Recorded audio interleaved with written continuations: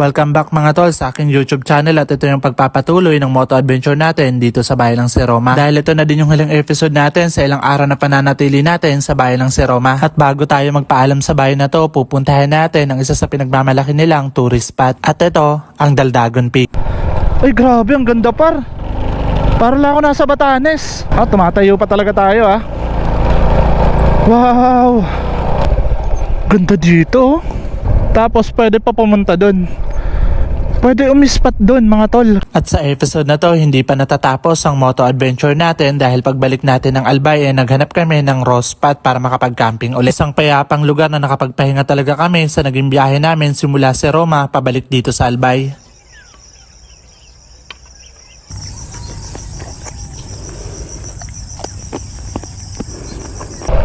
Welcome mga tol sa last episode natin dito sa Seroma, Camarines Sur. At ang rota na to ay papunta kami ng Daldagon Peak. Galing kami sa camping at kung napanood nyo ang last episode natin ay nag-camping kami dito. So dun nyo malalaman yung rate, puntahan nyo lang yung last episode natin ng camping natin dito sa bayan na to. At ngayon ay tuloy-tuloy yung pagka-camping natin pero bago kami sumibat dito sa Seroma, bago tayo umalis sa bayan na to, hindi pwedeng hindi natin puntahan tong dinarayong Daldagon Peak. Kaya ngayong episode na to, masisilayan natin ang ganda ng Daldagon Peak. Pakyat na kami. Ito yan. Kasama ko pa rin si Bro Francis aka Bunny Adventures. Kung hindi pa kayo nakasubscribe sa kanya, subscribe niya ang kanyang YouTube channel, Bunny Adventures.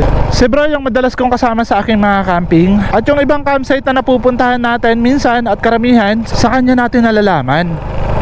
Kaya napaka-solid nitong kaibigan natin.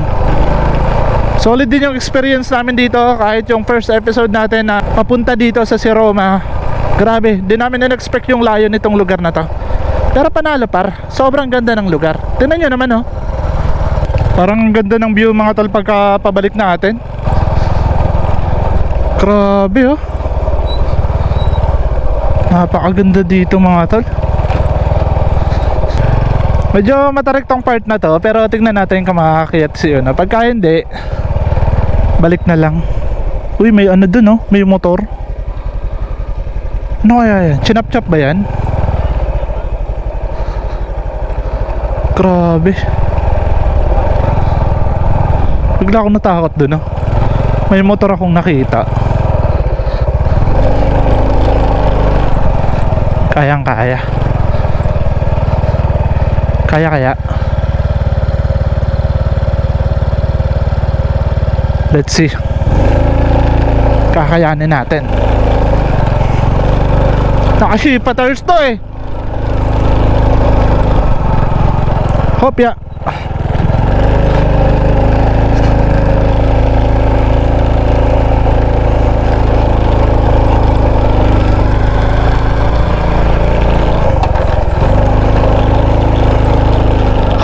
All goods. Let's go. Baka si Una yan. Ang tarik nun di ko na-expect na kakayanin ni Una yun. Ay grabe, ang ganda par.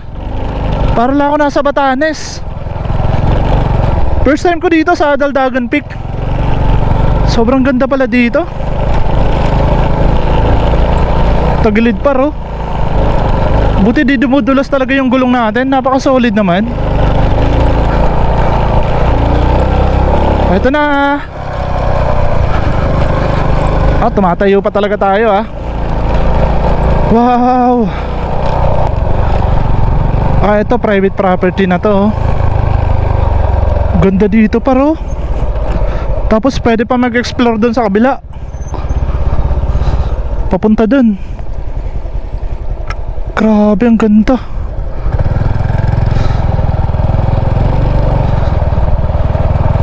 Wow. Ganda dito Ang lawak pa ng bundok na to. May kubo dito pero may bakod. So ibig sabihin merong nagmamay-ari nitong area na to. Tapos pwede pa pumunta dun. Pwede umispat dun mga tol. Kasi merong mga punong kahoy. Kaya nga lang, dapat yung tent nyo dito, yung tent natin dito, talagang panglaban sa hangin. Pacific Ocean na to eh. Ang lawak ng dagat oh. Grabe, parang ganda dito.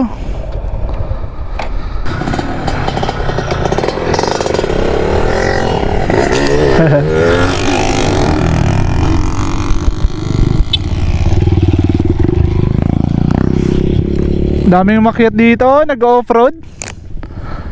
Ayos naman banding nila. Solid. Kasi RF ayun, si RF bro. Hey, angas. Dami pa nakakit. Pakit muna natin sila. Dalam bro, pakitin muna. Dakulong pa. Eh, angas.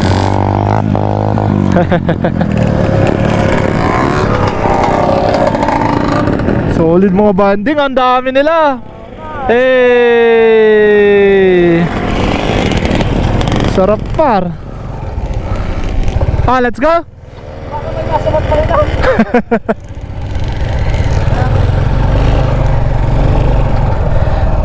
Angas. Let's go. Pababa na kami mga tol. Ang daming umakyat na naka off-road. Mga naka-DT. Pambihira, ang sarap ng banding ng ganun. Ang dami nila. Siguro mga mahigit 20 yon. May mga nauna na kasi. Dami nila. Ang ganda ng view mga tol, pabalik ko, pababa. Ganda. Dapat dito pala kami nag-camping, kaso di naman kami makakaligo. Ayun nga lang. Ganda. So simula dito sa Seroma mga tol, Daldagon Peak, babalik na kami ng Albay para dun uli magpatuloy ng camping. So samahan nyo muli ako sa moto camping adventure natin at tapusin nyo tong episode na to. Solid pa yung adventure na gagawin natin. Dahil raw camping ang hahanapin natin sa Albay, maghahanap tayo ng spot na raw spot talaga. Okay, baba muna kami dito at exit tayo sa bayan ng Seroma. Let's go! Back to main road na tayo mga tol, dito sa baba ng San Ramon. Pero meron pa tayong mga off-road na dadaanan. And after that, tutuloy-tuloy na kami sa biyahe papunta ng Tabaco, Albay. Grabe, solid yung experience ko dito sa Seroma mga tol. First time ko makapunta pero solid. Kasi maliban sa nakapagmotor tayo sa bayan na to, nakapag-camping pa tayo sa lugar na to. Yun talaga yung package na adventure. Hindi ko din nakalain na meron pa mga ganong magandang lugar na matatagpuan tayo dito mismo sa Bicol. Na di na kailangan dumayo tayo ng Batanes or kung saan mang lugar para lang makakita ng mga ganong landscape ng bundok. Grabe, sobrang solid na experience mga tol. Kahit ngayon yung puso ko talagang tuwang-tuwa sa ganitong karanasan. Maiiyak talaga bro sa sobrang ganda pag nakita mo yung personal na magandang tanawin. Grabe. Salamat sa taas kasi nakakaranas tayo ng mga ganitong karanasan. Yun talaga yung tatatak sa puso mo. So hindi pa tapos yung adventure natin. Pupunta pa kami ng raw spot para mag-camping at dun mag-relax at magpahinga after nitong mahabang biyahe natin simula dito sa Seroma pabalik ng Albay. Okay, let's go!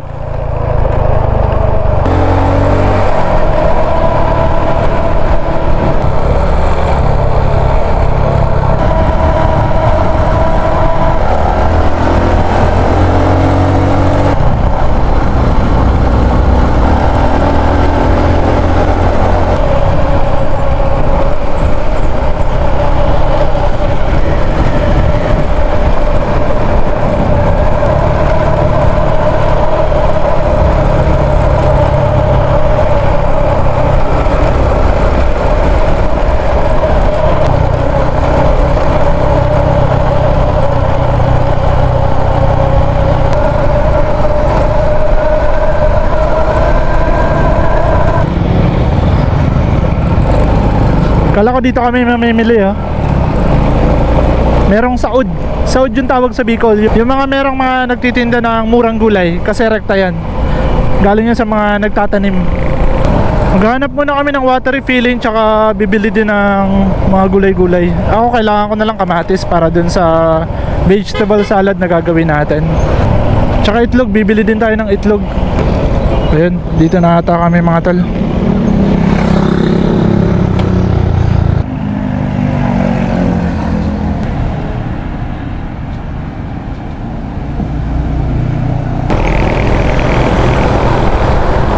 Ngayon, papunta na kami ng camping spot namin, kaso meron pa kaming kulang.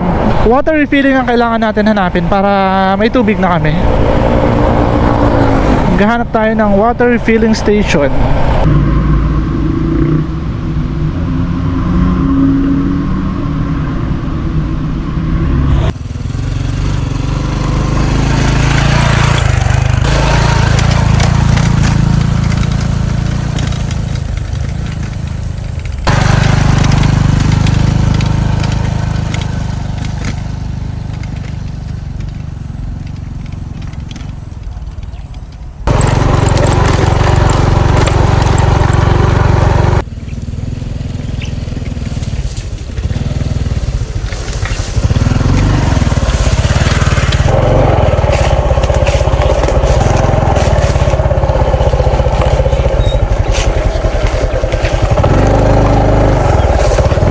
Napili kong spot mga tol, dito tayo sa may likurang bahagi ng kahoy. Si Bro Francis, dun siya pepesto. Yung merong mga bulaklak ng damo. Tapos view namin si Mount Mayon. Sakto lang yung dating namin. Alas 5 ng hapon, dito na kami. Palubog na yung araw. Set up tayo dito. Full setup tayo ng cot tent. Maglalagay tayo ng tarp. Tsaka, eto meron tayo pang bonfire. Magtatabas lang ako ng kakonti. Ito alisin ko. Para maganda tong area natin dito.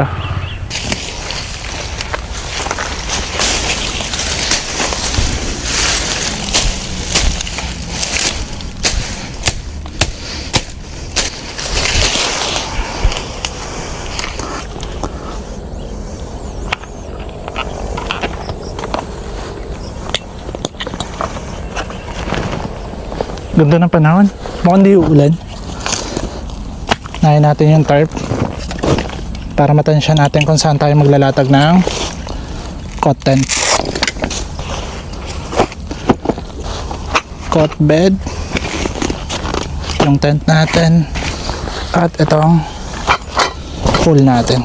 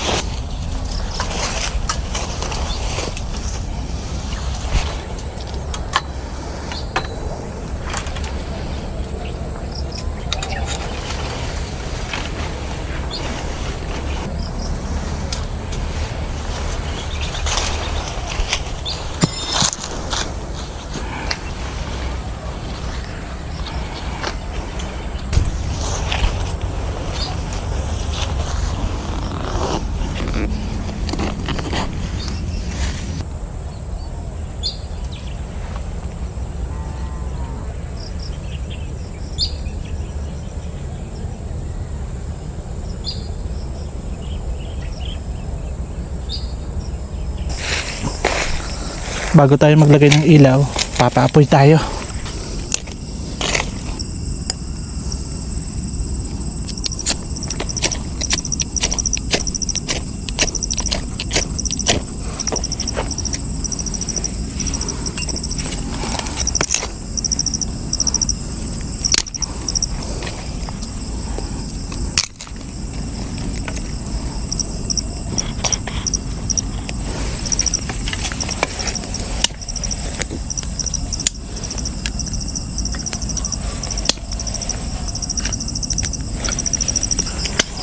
Lagay tayo ng ilaw para maliwanag.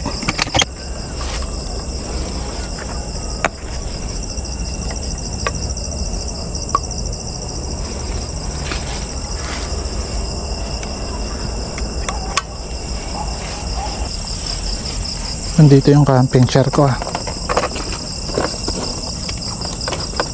Uupo muna tayo. Aga pa naman.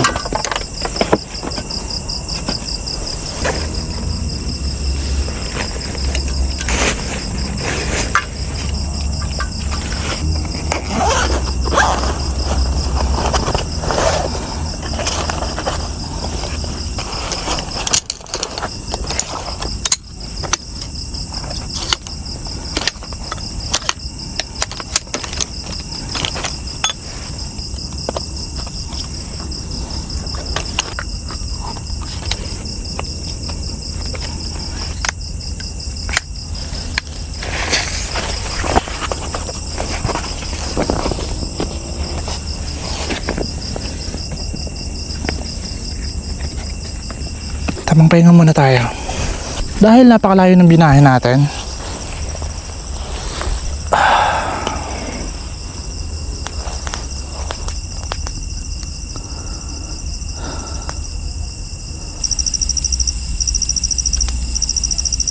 parang sarap na matulog. Grabe, napakalayo ng binahe namin. Kalmadong kalmado mga tol. Wala man lang kahangin-hangin, tsaka tanging mga insekto yung naririnig natin dito sa area.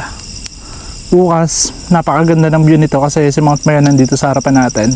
Panalo din tong area na to para makapagpahinga kami after nung mahaba nating biyahe from Seroma.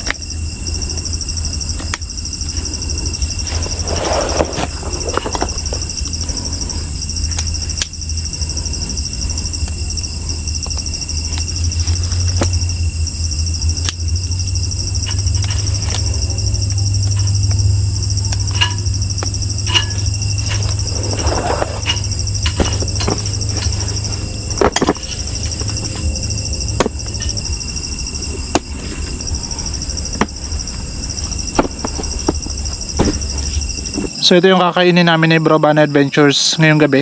Wala tayong kanin, wala tayong ulam. Ito mismo. Gagawa tayo ng vegetable salad. Kailangan natin ng white onion, pipino, carrots, sibuyas, at itlog maalat. Tsaka itong mayonnaise. So gawin ko na para makakain kami. And after that, after natin kumain, tulog na. Dito natin lalagay.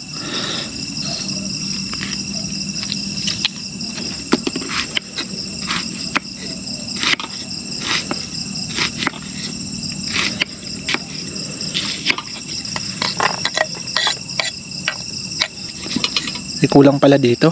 Lalagay pa pala tayo ng kamatis. Gasan lang natin.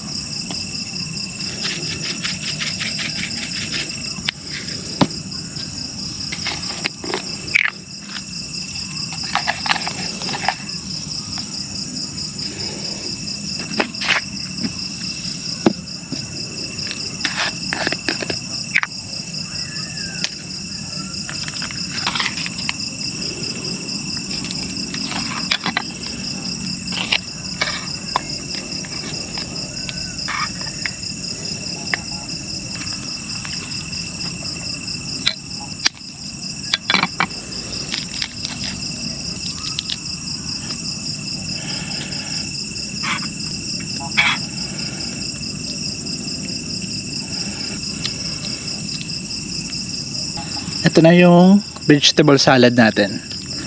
Ngayon, paghalo-haluin lang natin to. Kasama yung itlog maalat at yung mga gulay na nilagay natin. Pwede nyo to gawin kapag nag-camping kayo. Mas healthy, mas mabilis gawin. I-slice nga lang kayo.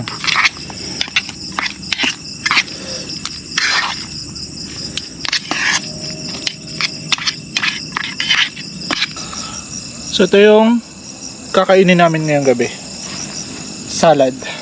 Yan tayo kay Bro Francis dahil kulang tayo sa ilaw. Madilim yung area natin. Bali dadalhin lang natin to doon. Tapos doon kami kakain. Let's go.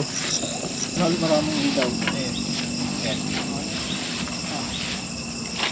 Wow. Ay, setup ni bro. Bukas to magbablog lang to. Ha? Sige na. Diet ka talaga? Hindi, basog ka na sa anak?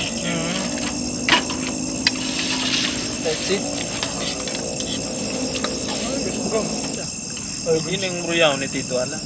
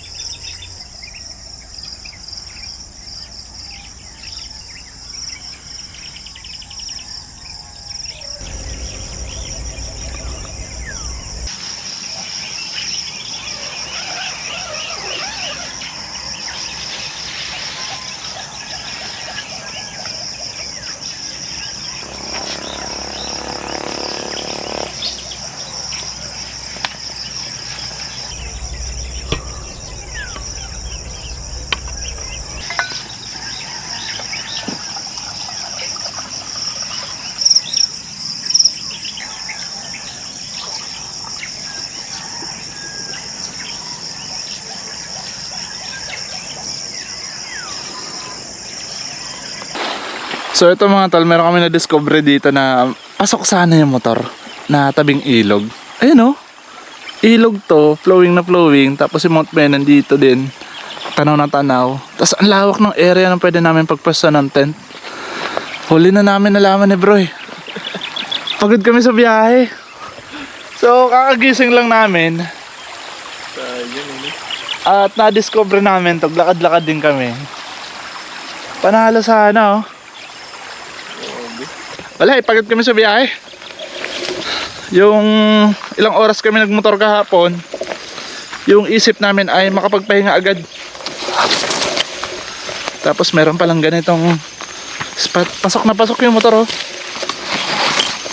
Establish lang yung daan ng tao kasi may kita mo yung alam mong dinaanan talaga ng tao. Tapos yung spot namin nandyan lang oh. Wala, eto na. Naghanap lang kami ng kahoy talaga.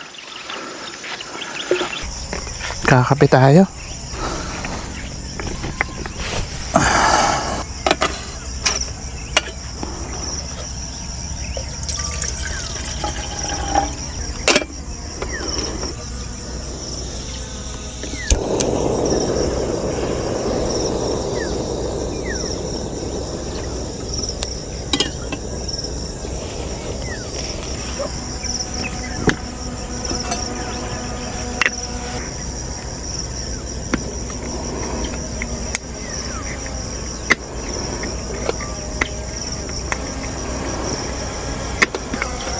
Papalipad si bro ng kanyang drone. Tayo, eto, magluluto tayo ng maling.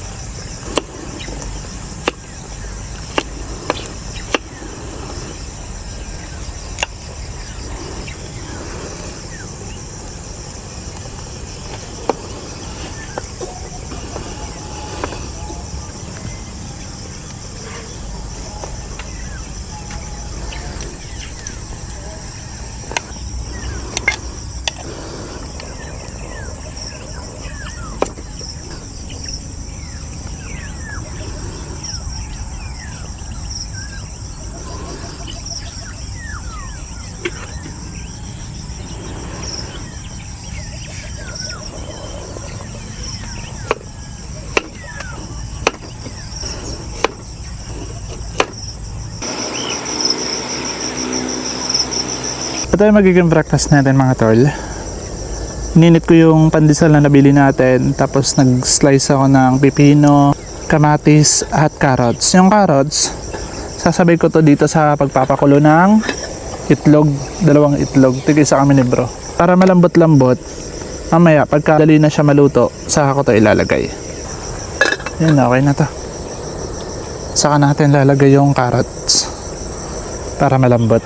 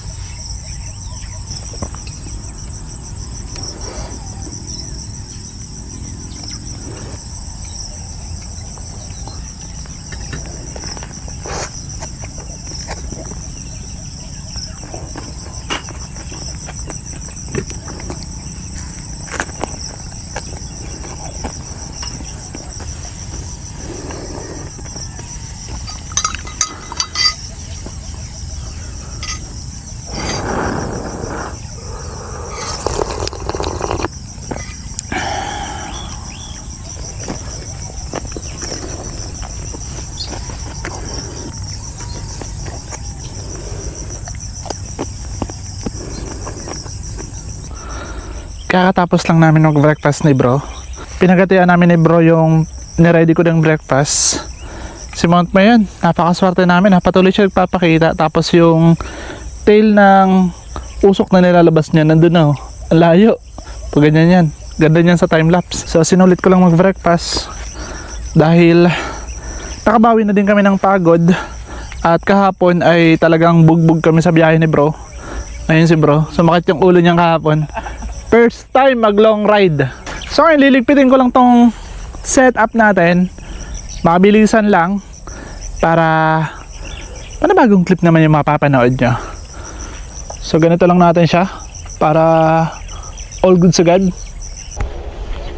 All goods. Tapos na tayo magligpit mga tol. Sana ganun lang kabilis, di ba? Pero mabilis lang naman talaga kapag di tayo nag-record.